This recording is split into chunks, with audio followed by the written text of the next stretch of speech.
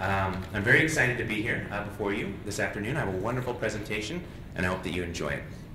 So, before I really begin, the question of resource consumption, when we look at it through the prism of the built environment, winds up casting a light on a very unique set of individuals, namely the building, design, and construction professionals who work so hard to shape the built environment. So this group includes folks like architects, design, landscape, executive, engineers, mechanical, electrical, plumbing, structural. I'm leaving one out. Energy modelers, commissioning agents, the list goes on and on. So the LEED Green Building Rating System gives us a framework from which to analyze and measure performance building by building, and to give us an opportunity, a platform, if you will, from which to explain how building performance affects the built environment and also human health as well. So without further ado, oh wait, I spoke too soon. Now, a quick word on the spirit of collaboration before I jump in, ladies and gentlemen. The presentation that you're about to behold is actually a joint venture between yours truly and my colleague, fellow undergraduate and construction management major, Jeremiah Hunter. Now, I don't see Mr. Hunter here today, so I'm going to leave the Chicago Bears alone. But needless to say, I was going to mention that as a Packers fan and a Chicago Bears fan, learning to work together is basically a beacon of hope shining brightly for all to see in the name of multidisciplinary research. So that said, let's just jump right in. So the story I'm going to tell you consists of several parts, ladies and gentlemen. We'll start with a little bit of history. We'll follow that up with project details, kind of the details at 30,000 feet. After that, we'll take a look at legal and regulatory considerations, design and construction considerations. We'll follow that up with a lead focus, a brief look at the key systems. Finally, my personal favorite part, the economics of the project. And finally, we'll land the ship with a little bit of conclusions.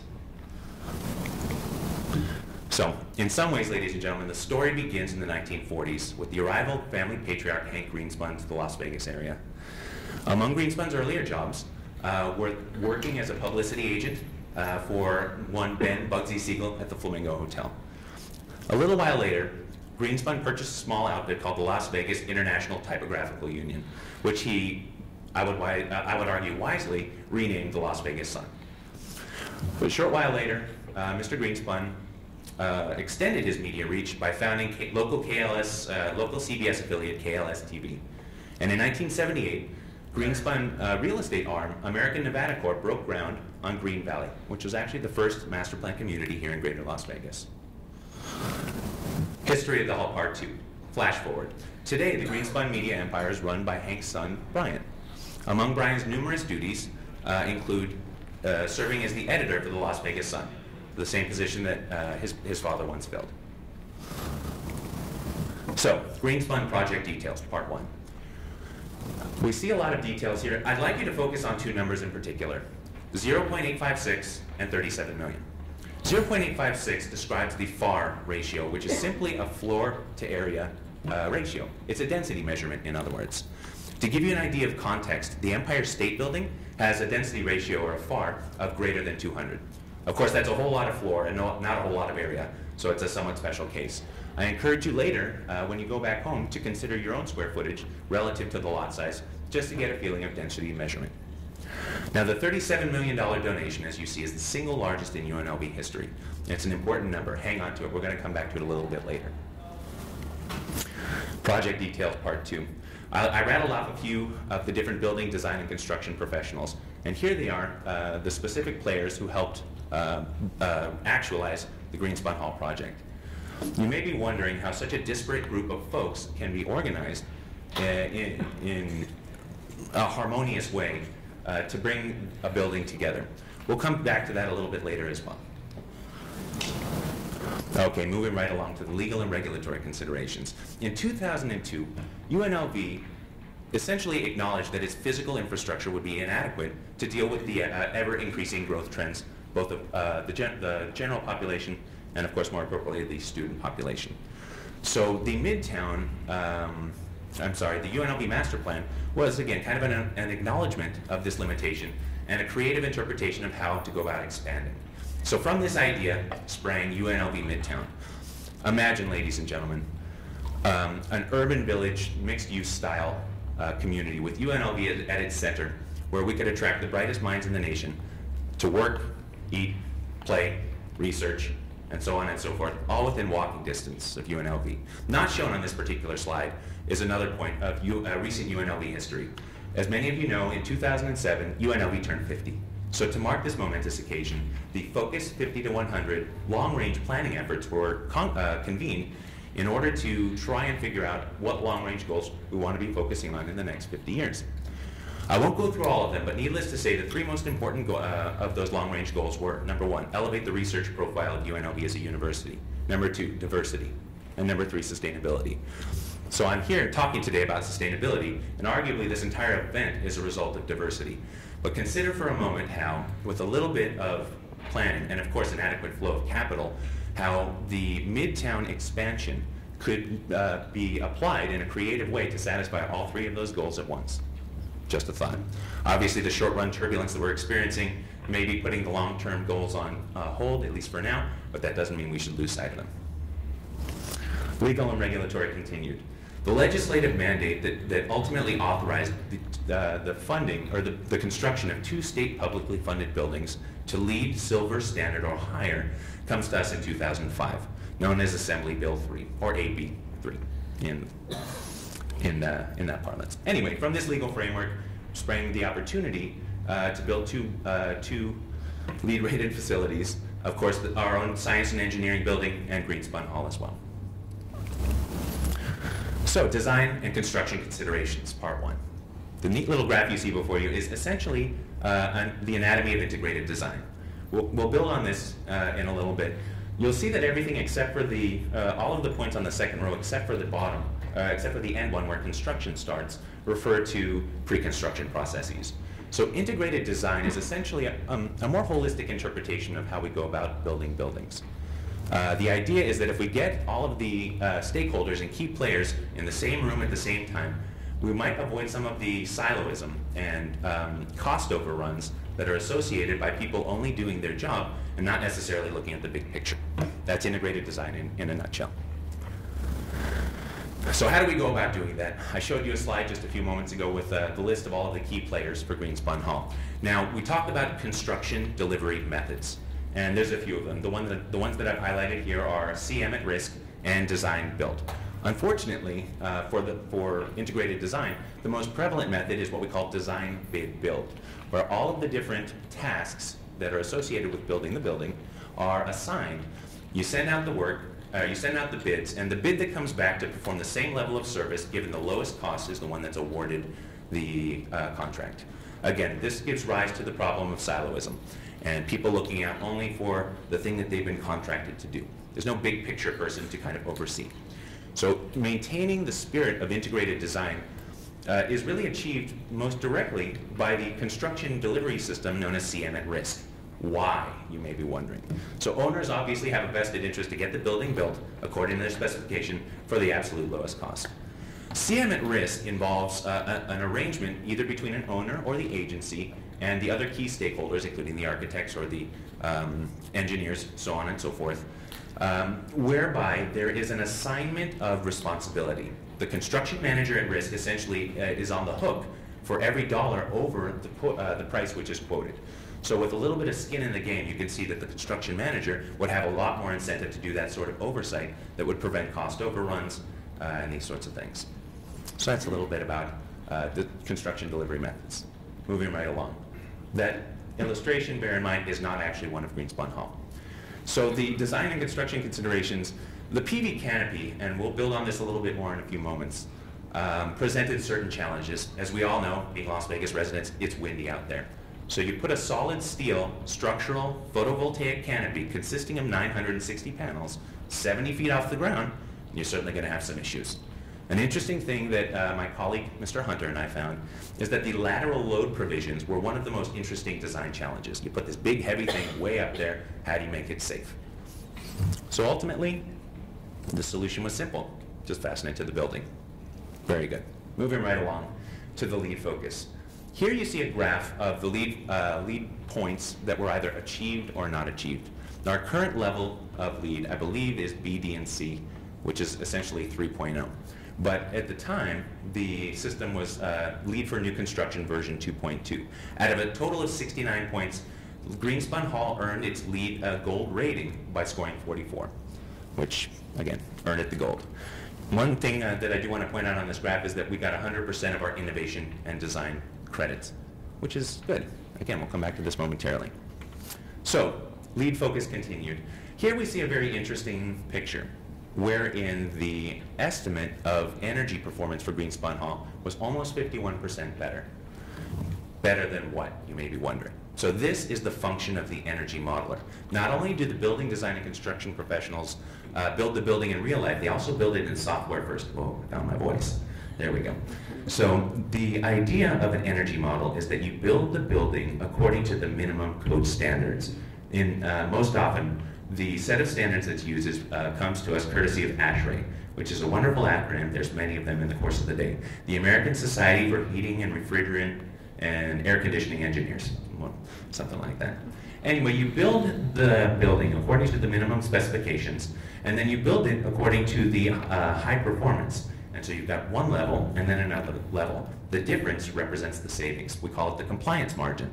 In this case, our compliance margin was nearly 51% better. In addition, of course, we were able to capture some additional gains. One point that I didn't put up on here is that of waste diversion. Nearly 50% of the construction waste for Greenspun Hall was diverted from landfills for recycling purposes. In addition, the installation of water-efficient features that were 20 to 30% less than that of the standard, in this case the Energy Policy Act of 1992, allow us to save water.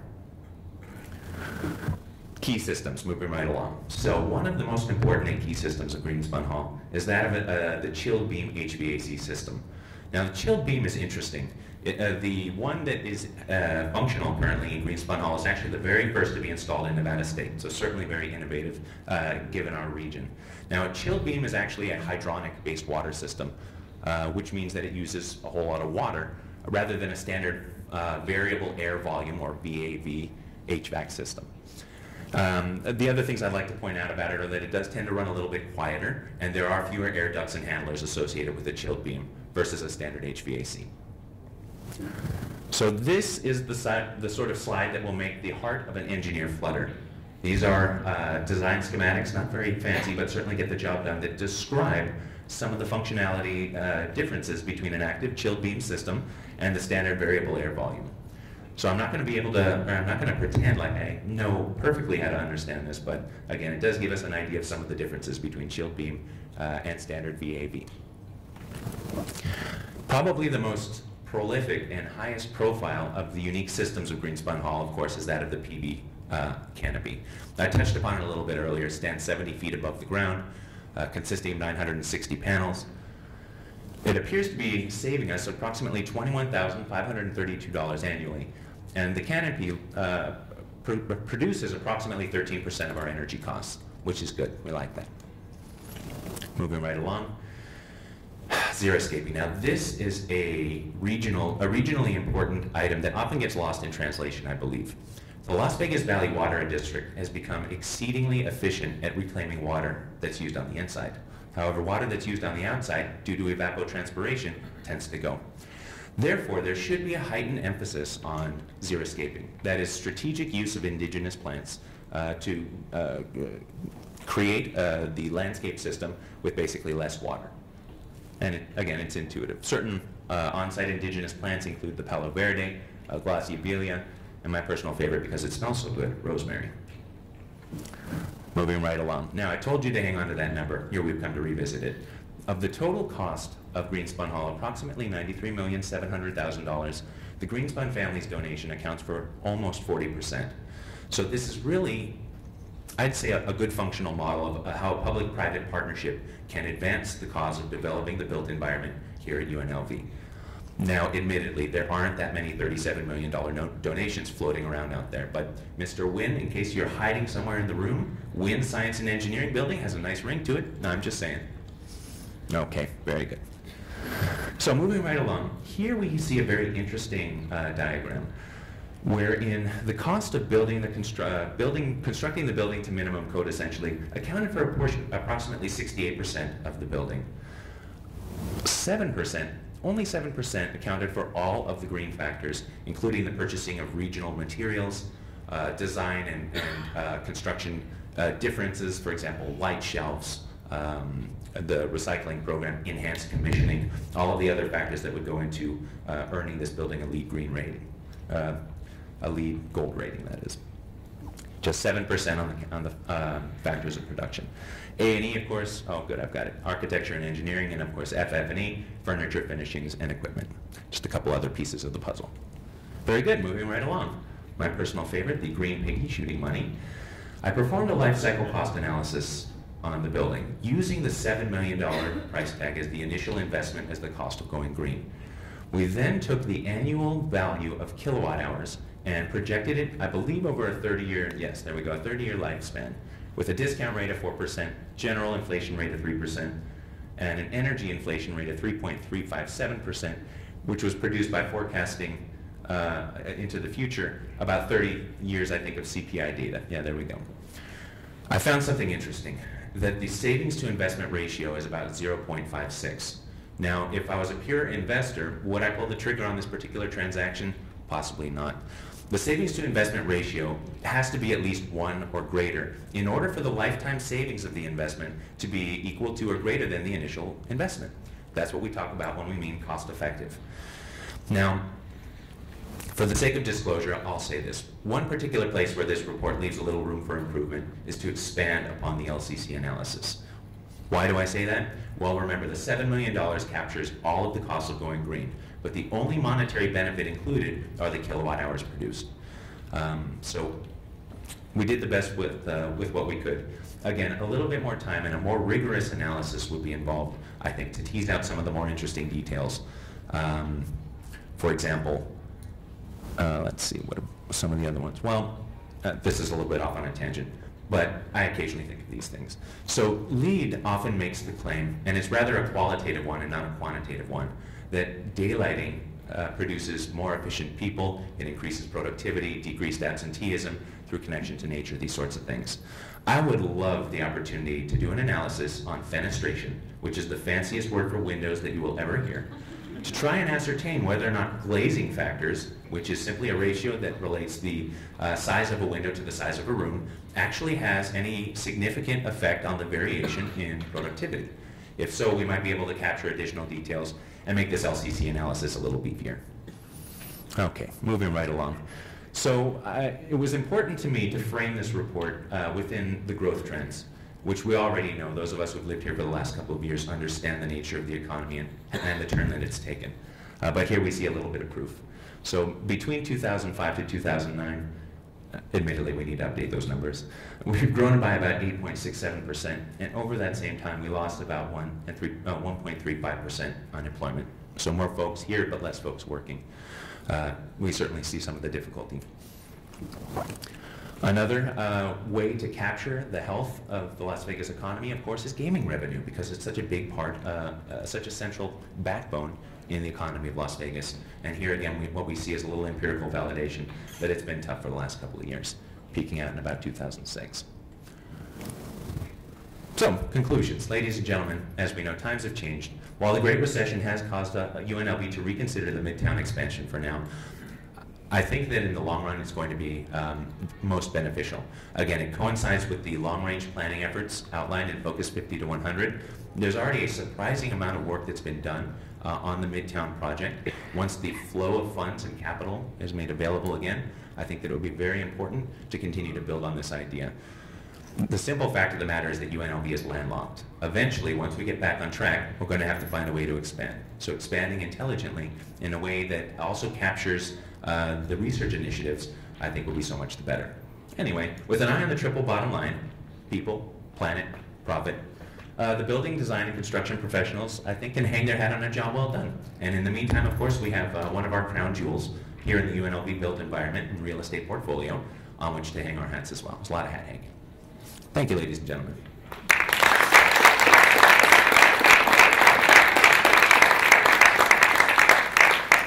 We have time for questions. Questions? Tom. So, what do you think of the report? Of the other benefits from building green, what do you think percentage captured by energy?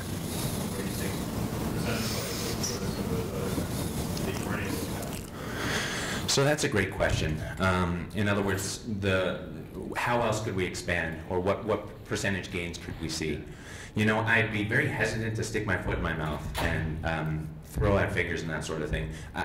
I see that, however, as a future research opportunity. This is a place where we can really kind of get to the nitty-gritty, and not only for Greenspun in general, but for LEED as a whole. LEED is an imperfect system, and it's gone a long way in establishing standards for us, but it's by no means complete.